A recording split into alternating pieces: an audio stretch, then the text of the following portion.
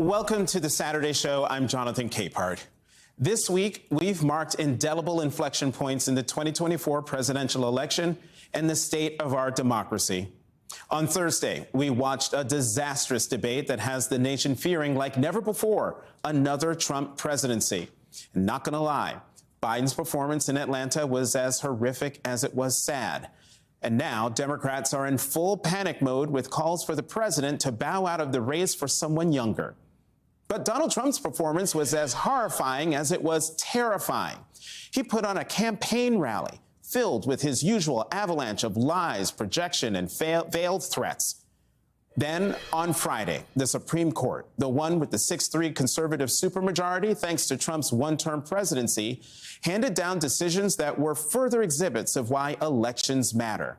It threw out a 40-year-old ruling that gave federal agencies the power to use their expertise to determine policy when the law is ambiguous. That will now be in the hands of the courts. The conservative supermajority also ruled that Eighth Amendment protection from cruel and unusual punishment doesn't apply to the homeless arrested for sleeping in public spaces, even when a community lacks indoor shelter and its unhoused residents have nowhere else to go.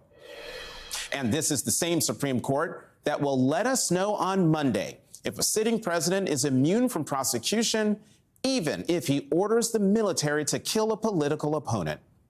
If Trump wins the election in November, he could fill at least 2 Supreme Court seats, as Justices Thomas and Alito are sure to retire, making way for young, equally conservative jurists who could spend decades turning back the clock on decades of rights that have made this country more just, more fair.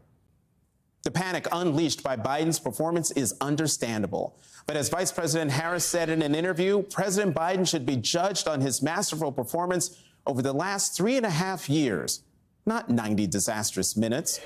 Also, and most importantly, if Republicans are standing lockstep with a 78-year-old disgraced, twice impeached, 4 times indicted on 88 counts and convicted on 34 felonies former president who's been found liable for fraud and sexual assault and is awaiting trial for trying to overturn the 2020 election and for refusing to return classified documents, then Democrats damn well should be standing lockstep with their ethical and morally decent 81-year-old president who has a raft of bipartisan accomplishments many said he could never achieve and is presiding over the strongest economy in the world.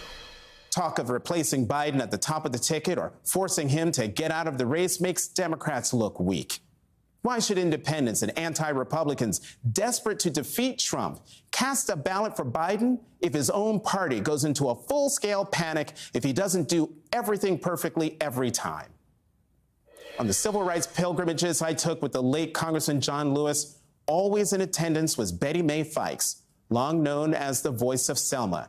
It is in times like these that I hear her voice singing out these words from an old folk song with undeterred conviction.